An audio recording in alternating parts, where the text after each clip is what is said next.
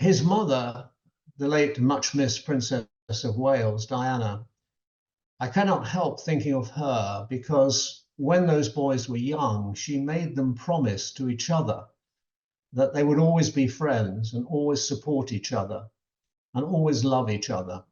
And I hope maybe the return to his hometown, Prince Harry will think upon his mother's words and perhaps start to make amends. My name is Michael Cole. I was formerly the BBC royal correspondent and then the arts and media correspondent. I was a journalist for, well, since 1962, which is already 62 years. Not all of them spent on the royal beat, but many of them. Wrote my first royal story about the King when he went to Cambridge in October 1967. So that is already 56 years ago. It is said that no one leaves the battlefield unscarred. And with that in mind, Prince Harry set up, and he's to be applauded for this, the Invictus Games. Invictus, a word which means unconquered. And he'd served 2 tours of duty in Afghanistan, and he came back to Britain on a cargo plane with the coffins of dead British soldiers as company on that flight. And he knew wounded soldiers, friends of his, associates, colleagues, comrades. And he went to America and he saw the Warrior Games, which has been long established in America, but he set up something international. And the Invictus Games began in London in 2014 and has now attracted 17 nations from around the world.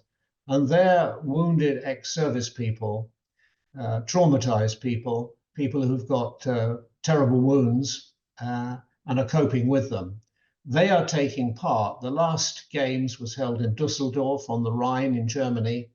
And earlier this year, the Duke of Sussex and his wife, Meghan, Duchess, went to Whistler in British Columbia, Canada, because they're setting up a winter sports version of the Invictus Games.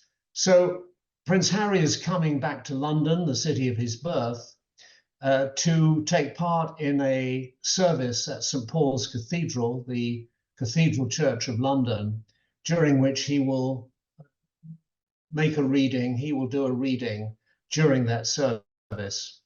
He'll be coming from his home in California. He's been living there in self-imposed exile for a number of years now. His wife, Meghan Markle, the Duchess of Sussex, will not be accompanying him, nor his 2 children, Prince Archie and Princess Lilibet. They'll be staying in California.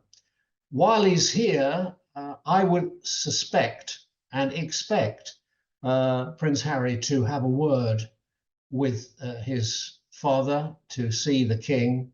The King has always made it clear that the door to his offices and his home will always remain open to his younger son, who he calls my darling boy. Obviously, there's bad blood in the family.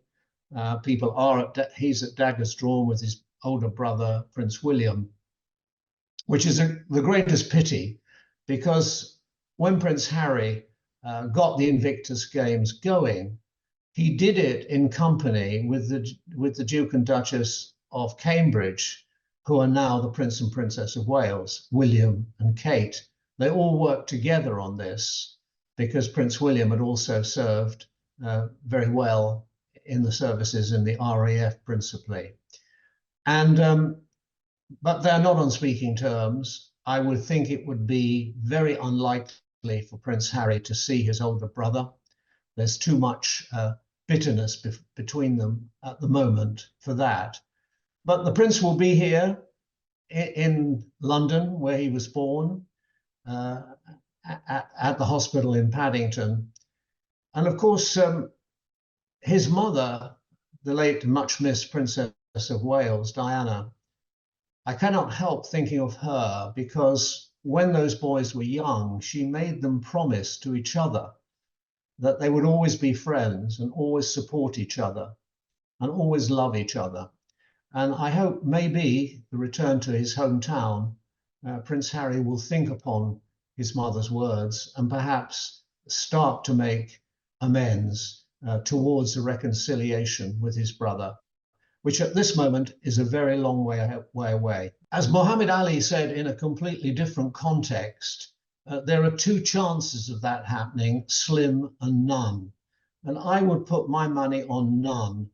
I don't believe that Prince William is ready to speak to his brother. The hurt is too deep, it is too real, it is too raw, because his younger brother, Harry, has done something which Prince William will find it extremely hard to forgive. Most men can forgive personal insults. My goodness, I've been insulted by experts. Men can put up with that. But what they don't like is their significant others, their wife or their partner, being insulted. And I'm afraid Prince Harry and his wife, Meghan Markle, have said unkind, cruel, and quite honestly, unrealistic things, untrue things about the Princess of Wales, Kate. And that will come very hard for William, for that to have happened, because before Prince Harry married and was engaged to Meghan Markle, the three of them were very, very close together. Prince Harry was very close to Kate. He was always in their apartments at Kensington Palace. I mean, Prince William, I think, got a bit fed up with him being so close to his wife, but they were on extremely close terms, and the three of them couldn't have been happier together. But of course, that was all pre-Meghan, as the Invictus Games was pre-Meghan. And when you look at the Invictus Games, it is a brilliant initiative. It is something that needed to be done, but Prince Harry saw the need and did something about it. And it has been a huge success. It means a great deal to the participants and their families that these people, young people, vigorous people with a lot to give, can put all their resources and all their efforts and all their hopes into the games that they take part in. Gives them a meaning for their life, gives them a sense of achievement. Now, he did that, and I think he deserves huge commendation for what he's done. He's also a very good public speaker. And when you hear him, I cannot help but feel that there's a great loss here. This country, Britain, has lost the services of a young prince who had the best of intentions and was extremely popular. And he, Prince Harry, has lost a lot too, because he said that he will always regard this country, Britain, as his home, and he loves it.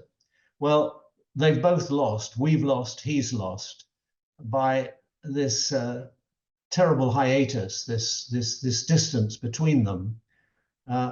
It is always, in fact, there are very few worse things in the world than seeing brothers at war with each other.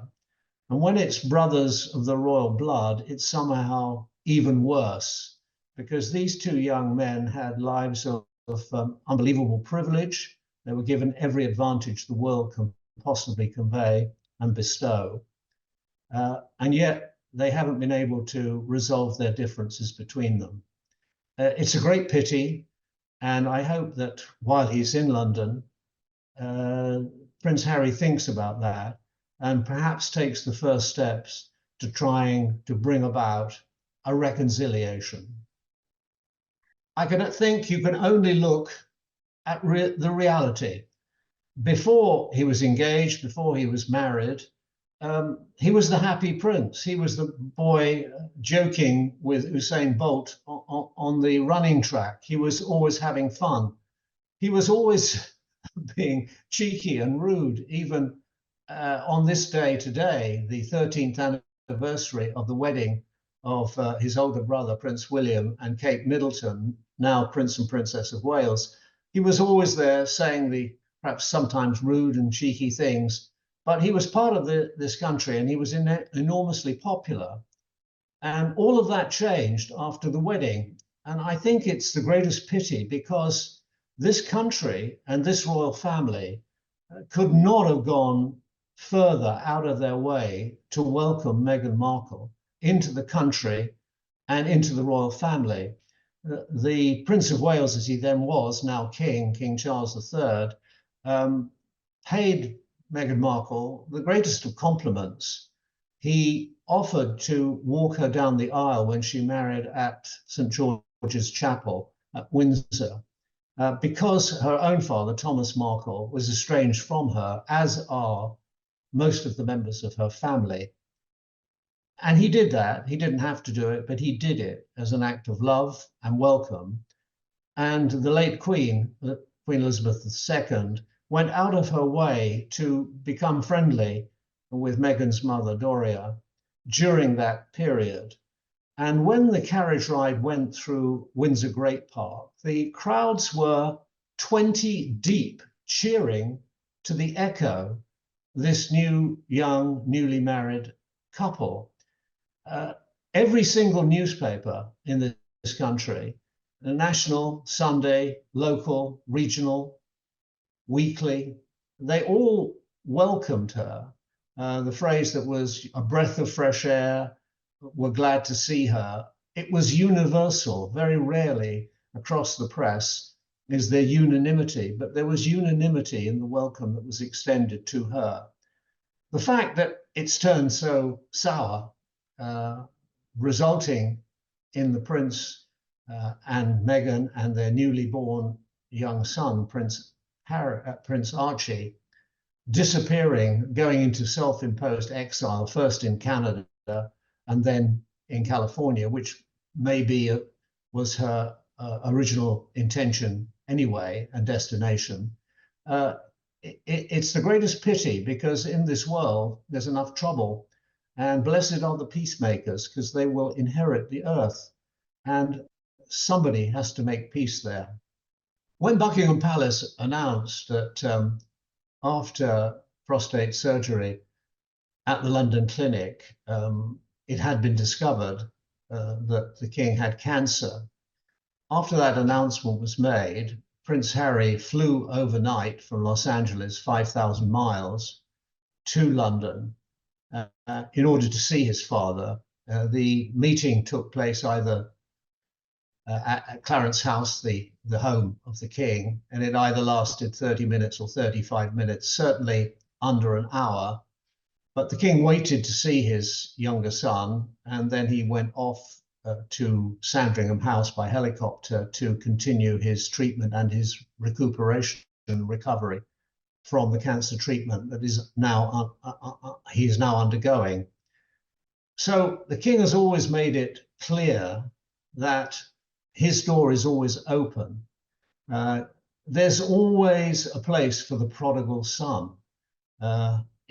In the Bible, the profligate, wastrel, prodigal son comes back, and his father, as it says in the Bible, falls upon his neck. In other words, he embraced him, he kissed him.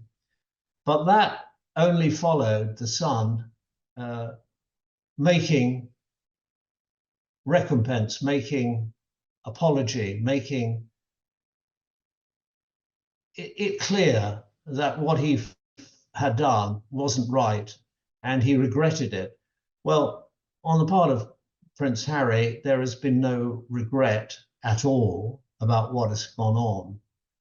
And before there is a reconciliation, Prince Harry has got to mend some fences, and I would say he has to mend enough fences that might enclose and encircle the 20,000 acres of the Sandringham estate.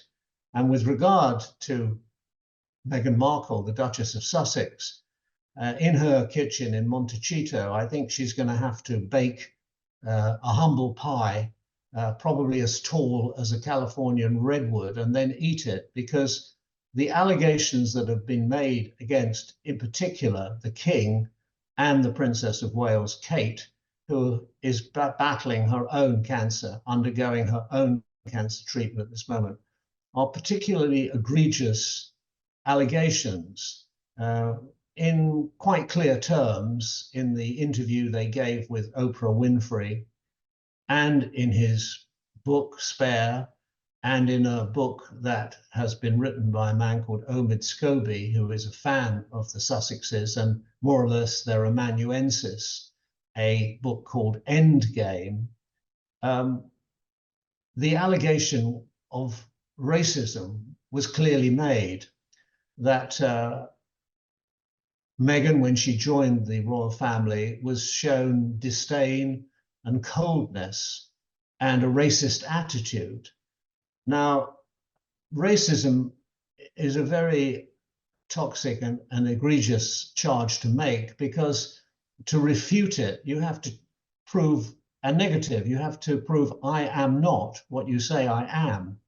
And that's very difficult. And of course, there will always be impressionable people, simple minds, who will say, well, perhaps there's some truth in it, even if the charge is entirely bogus.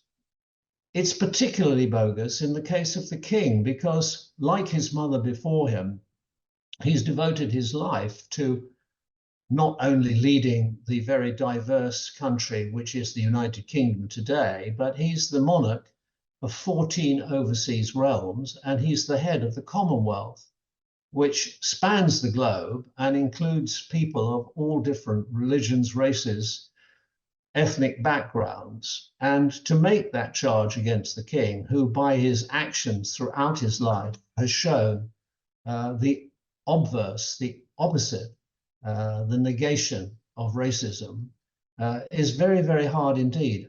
But the charge has been made, and in particular against Prince William's wife, and he will find that very, very difficult to forgive. I think she, the Duchess of Sussex, probably has her own agenda. She has very clear objectives. She has her future probably mapped out. And I think whether or not she comes back to Britain will depend upon what she wants and how she sees things developing. It's quite wise on the part of both the Duke and Duchess of Sussex that she didn't accompany him on this trip, because this trip is all to be about the Invictus Games. And were she to have been with him, the focus would inevitably have been on her. She is trying to develop a career, a media career, launching a lifestyle brand called American Riviera Orchard. And she's making videos for Netflix. They have a $100 million contract with Netflix. Netflix doesn't give out contracts of that size for nothing. They expect a payback. And the first, most recent announcements in that regard is that she's going to do a lifestyle and cookery series of television presentations based upon what she did before she was a member of the royal family, when she ran a blog called The Tig, named after a favorite Italian wine of hers. And essentially that's what it will be. Whether it succeeds or not, the public will tell us. The Prince is going to do a series about polo, not water polo. That's very much Prince William's sport, but the polo on ponies, hockey on horseback, as it's often called. Probably one of the most expensive sports you can possibly imagine, apart from ocean-going racing in a yacht, which somebody once described as standing under a cold shower, ripping up 50-pound notes. Polo must be a very, very expensive sport. You need at least 2 ponies, preferably 4. You need at least 2 grooms, preferably 4 grooms, to look after each pony. And it is the sport of very rich people. Anybody who remembers the film Pretty Woman will remember that the Julia Roberts character goes to the polo ground near Los Angeles wearing, I think it was a brown polka dot dress and a nice hat. It was her Eliza Doolittle moment. She was passing herself off, not as the escort prostitute she was, but as a lady. And in America, Polo is for the upper classes or for the moneyed classes, the wealthy people. I don't think in South Los Angeles, in Watts and in Compton and other areas where the black community live, I don't think there are many polo grounds down there. I think there are probably plenty of basketball courts. But whether this has a wide appeal, I do not know. One thing we can say about Prince Harry, though, he's a brilliant equestrian. He's a brilliant horseman, even better than his older brother, William. He really is. He knows how to ride. I know people who've ridden with him and actually were helped him, taught him when he was young. And he is a brilliant polo player, as he has shown on many occasions. So maybe there'll be some interest in that. Maybe there'll be a great deal of interest in her lifestyle. At the moment, it's been launched. American Riviera is that stretch of the coast near where they live, near Santa Barbara. So that is, it's not the most beautiful part of the California coast. If you go far north to the Big Sur, north of San Francisco, that's much more scenic. But it is a very lovely coast. And American Riviera Orchard, the first product that she's produced under this banner has been strawberry jam. I don't know whether anybody's been able to buy a pot of it yet. 50 influencers will send a copy. I didn't get my pot of jam, but they've gone to her friends. We don't know what it's going to be priced at, but I'm afraid the king got there before them, because when he was the Prince of Wales and owned the Duchy of Cornwall, he started the brand Duchy Organic, and Duchy Organic, in a very well-known supermarket in Britain, sells jars of strawberry jam for £2.80. Well, we understand that in America, there's a supermarket in Los Angeles which retails the products produced by famous people, and a jar of honey can cost anything up to $250. So we'll have to see what the price point is. We'll have to see what the appeal is, and we'll have to see how good Meghan Markle is at selling her products. She also, of course, has political ambitions. She's made no secret of the fact that she is committed to the Democrat cause, and perhaps she has ambitions. People from show business in California, notably Ronald Reagan and Arnold Schwarzenegger, have all come from Hollywood and made great success in the political field. So maybe the girl who was sixth on the call sheet for the legal soap opera Suits, maybe she will branch out and go into politics. Well, we can only wait and see. The Prince and Princess of Wales are a very united couple, and the Princess, when she made her historic and very brave announcement of her health condition, her diagnosis of cancer, she made it very, very clear, while reaching out to other people around the world who have cancer, how much she had gained by relying upon and getting the comfort and support of her husband, William. They're very close together. Today is the 13th anniversary of their wedding, and I send them, and I'm sure everybody else does, congratulations on that day. In Britain, a 13th wedding is known as a lace wedding, and on that day, you're supposed to give, if you wish, something textile, perhaps sheets or tablecloths or something lacy anyway. But of course, it's 13 years of married life, but they were together for 7 years before that. So in a way, they've been together for 20 years. And what a tumultuous 20 years they've been, because they've had 3 children. Prince George, who's now 10, Princess Charlotte, who is 8, and only very recently, Prince Louis has just celebrated his 6th birthday. Besides, that would take up any mother's day job very, very, very easily.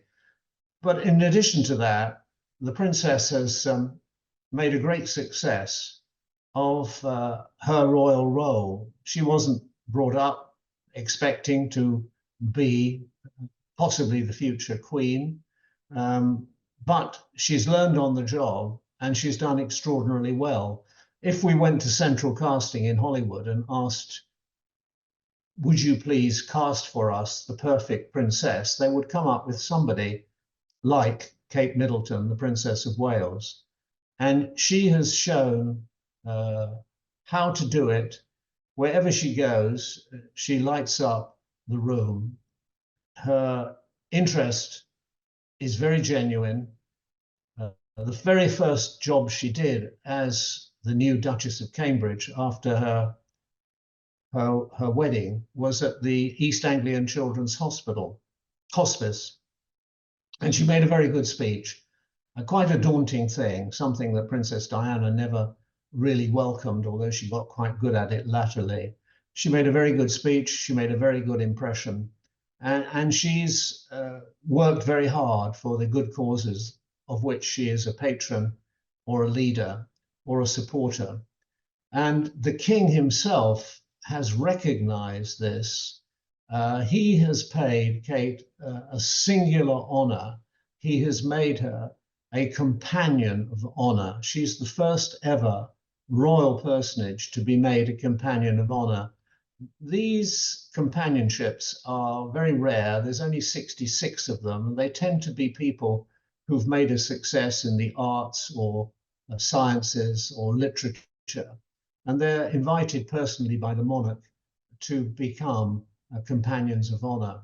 Only this Order of Chivalry and the Order of Merit, OM, they're within the personal gift of the monarch, and they are greatly prized, even more so than peerages and knighthoods, which can be given for other reasons, political and so on.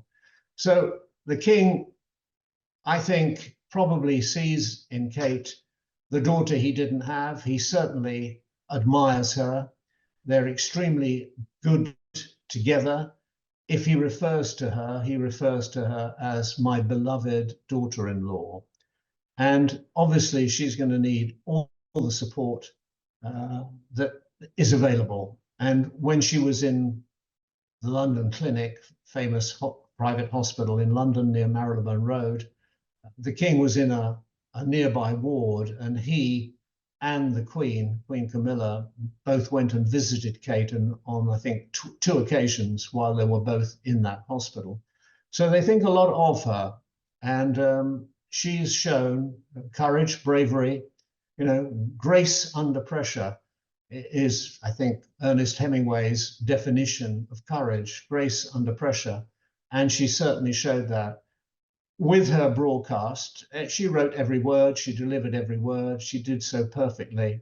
And I think she's to be commended. And we can only hope that she makes a prompt and full recovery, because her children and her husband, and indeed the country, are depending upon it. The coronation was a great event, a blaze of colour, marching bands in front of a golden coach taking the monarch to the ancient abbey to be crowned upon a throne in which the stone of destiny from Scotland rises and has been there for every coronation in recent centuries.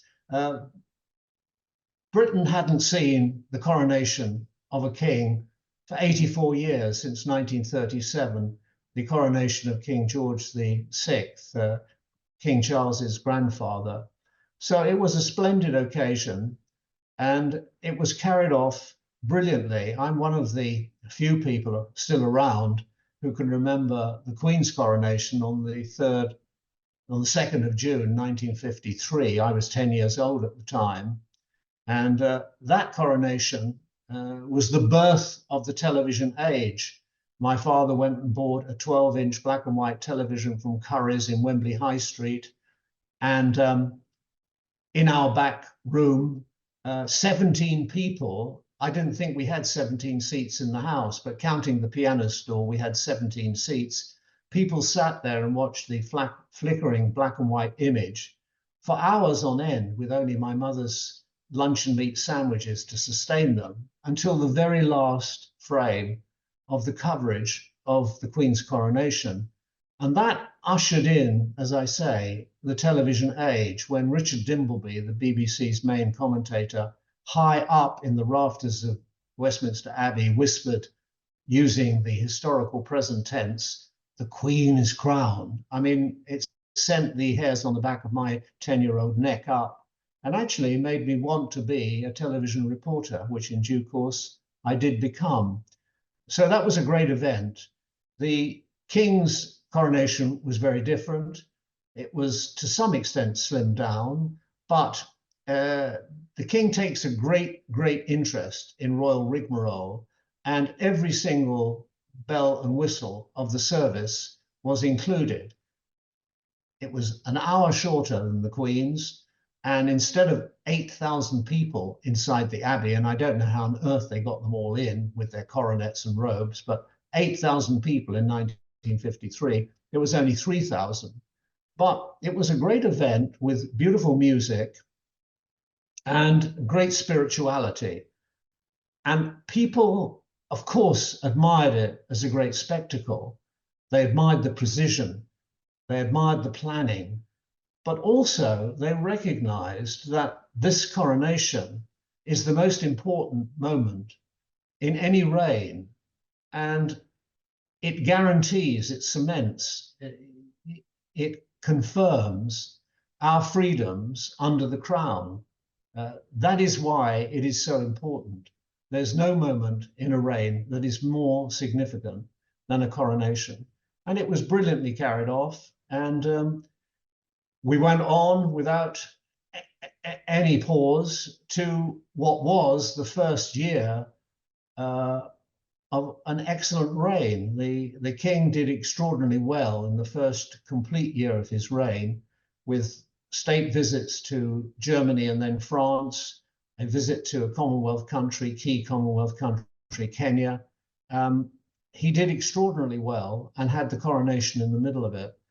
That's why it was such a shock and such a setback in January to know that he was going into hospital, and then to know a little bit later that cancer had been detected. So it was, I think, the first year, people will be saying, well, it's not been an easy year, but the King now has been given the all clear to resume public-facing duties. That indicates to me, and I think to the medical profession worldwide, that the treatment is being effective, and that he now feels confident that he can look forward to maybe, perhaps, taking the salute at the Sovereign's Parade, the Trooping of the Colour. The first visit by the King and Queen, Queen Camilla, tomorrow, Tuesday, will be to a cancer treatment centre. Then, later in the year, there is, as I say, the trooping on the 15th of June, Royal Ascot at the end of June. It would be a good thing if the King could be there because he owns the racecourse. And then in the autumn, there's the CHOGM, the Commonwealth Heads of Government meeting on Samoa in the South Pacific, and then tours of Australia and New Zealand with the Queen. So there's a busy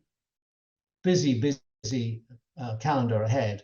And if he can manage it, there are 3 garden parties in London and a further one in Scotland when he stays for a week at Holyrood House. But all of these events are being taken on a day-to-day basis. He's obviously been advised by his physicians and his specialists, and we're hoping that he is able to complete it. And one thing which I can say for absolute certainty is that I've rarely, if ever, seen the King look so happy. That is counterintuitive because he's got cancer. But when you saw him coming out of St. George's Chapel, Windsor on Easter Sunday, he looked very happy to meet the people who were there. He was never a great one in the Diana days for walkabouts and pressing the flesh, but he seemed very, very happy to meet the people and talk to them. And I think he was very glad to be back to the day job, because it is a job that only he can do. He's unique. He's the head of state. Nobody else can do that job. And having waited 70 years, the longest apprenticeship in history, he wants to get back to the job that birth and fate and Kismet has designed for him. Royals arriving in the country from abroad can spell trouble for the incumbents. From the history books, you might remember William of Orange arriving at Brixham and beginning the Glorious Revolution. Go back even further, William the Conqueror, Bonnie Prince Charlie landing rather less successfully in the Hebrides, or even King Richard finally coming back from the Holy Land, as played by Sean Connery, possibly not entirely accurately in Robin Hood, Prince of Thieves. Well, Prince Harry of Montecito is coming back to the UK to mark the 10th anniversary of his Invictus Games. Kate Mansey is the Times' assistant editor who covers the Royals, our great royal expert. Morning, Kate. Morning. Do we think that the world has changed a little bit since he was last here? The news about Kate and her illness, obviously we've had the news about his dad's illness as well. Has the temperature gone down a little bit when it comes to the royal wrangling, do you think, for those very good reasons? Well, you would hope so, wouldn't you? I think Harry came over as soon as the King was diagnosed with cancer and saw him, albeit just for 45 minutes before the King then left to Sandringham, and an invitation for Harry wasn't extended for that. But he's returning, like you say, next week to mark the 10th anniversary of the Invictus Games. He'll be at a service at St Paul's Cathedral. We're not expecting members of the royal family to attend, but I think it's an opportunity for him to certainly see his father, who's likely to be in town, seeing the Prime Minister for his weekly audience. So one might hope that this will be a way in which Harry can build bridges if he so chooses, and certainly the will seems to be there from Charles. Charles always says that Harry remains a much-loved member of the family. And although we talk about this, it's not just a one-off, because of course in the budget recently the government pledged £26 million of taxpayers' money to underwrite Britain's bid to host Harry's Invictus Games in 2027, which, if successful, will be held in Birmingham, which will be a huge event, which the Royals will then have to decide, are they backing it or are they not? Oh, that's interesting. And while he's here, will all eyes be, perhaps uncharitably, but eagerly, nonetheless, looking to see whether he does anything with William? Because, William's wife, serious illness, that's an important part of William's life as well, and Harry as his brother. Will there be speculation about whether the two of them will have any form of contact?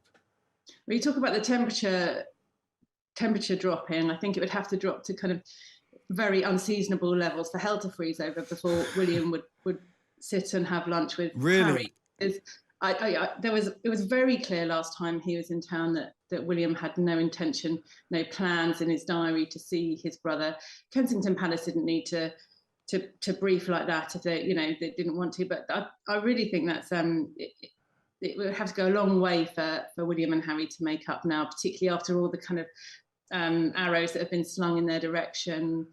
From the Oprah Winfrey interview in which they talked about Harry and Meghan talked about Kate, or Meghan in particular talked about Kate, and the autobiography Spare, in which he didn't spare his brother's feelings, did he? And talking about William pushing him into a dog bowl and all that sort of stuff.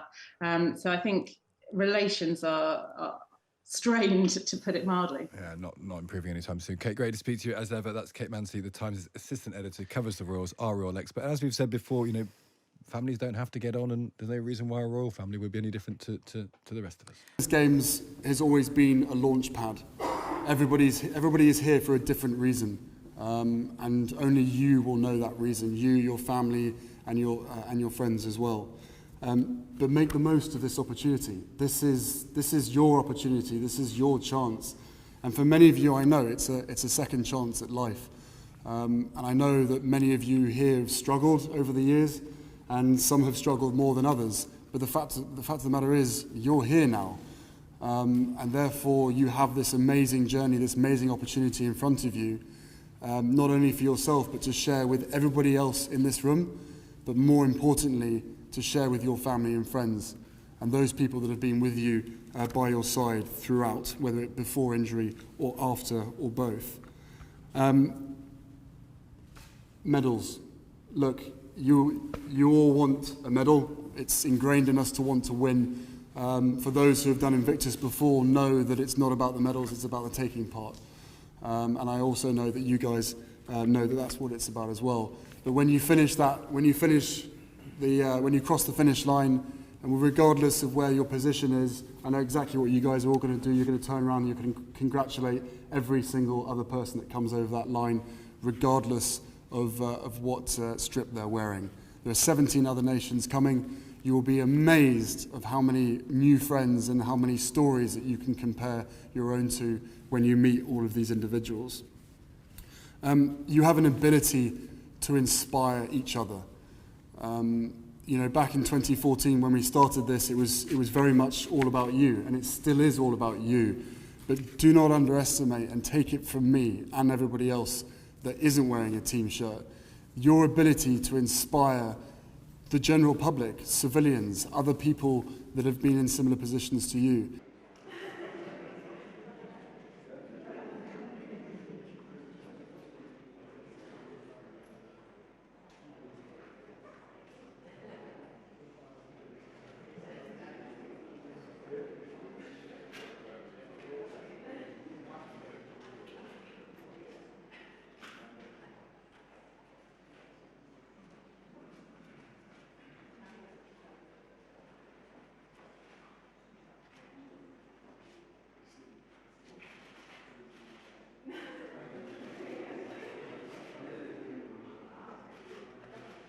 Sophie, the Duchess of Edinburgh, has made a surprise visit to Ukraine.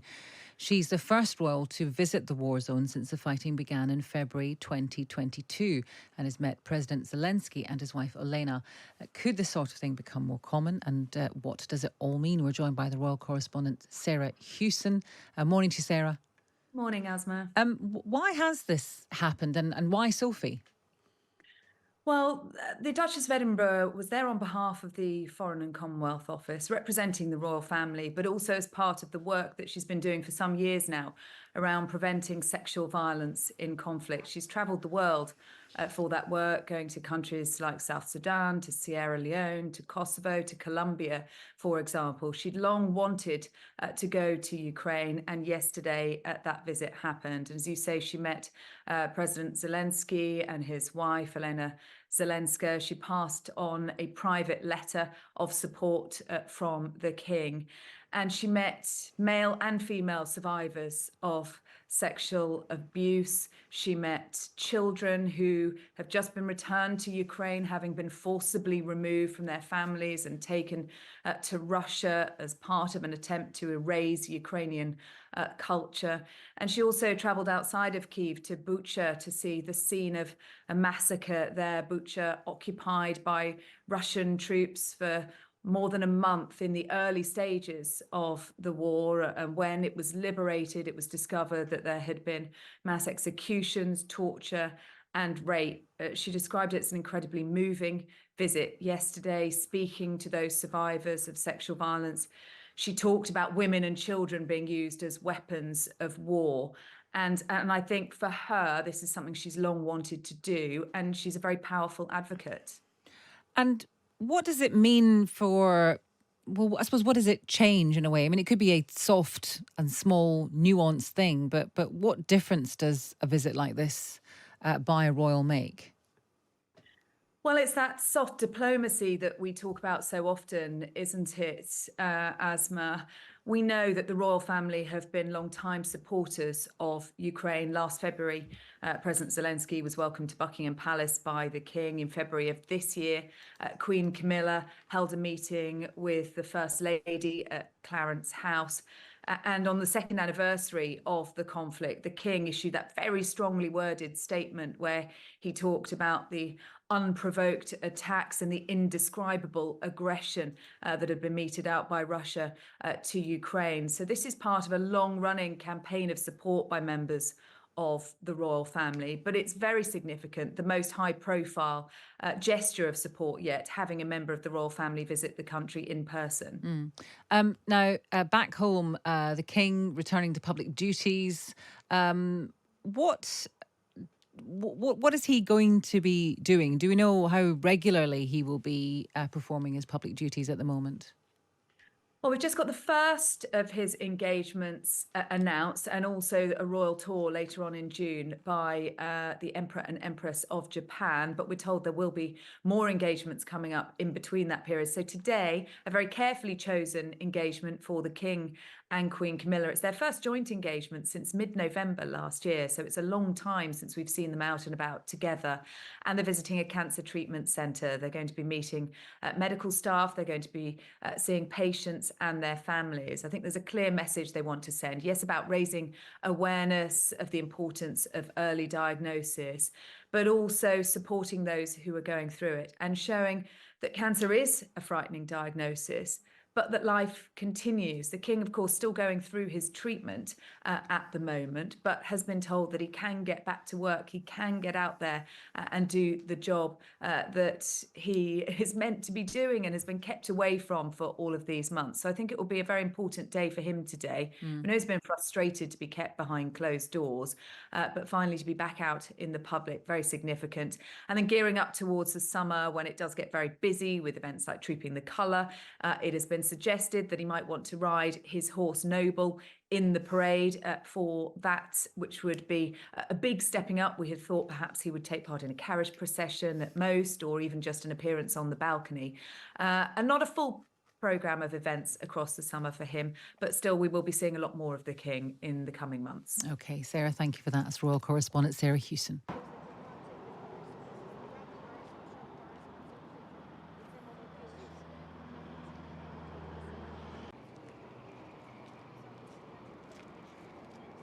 Перші 3 дні ми вивозили людей двічі на день потягом.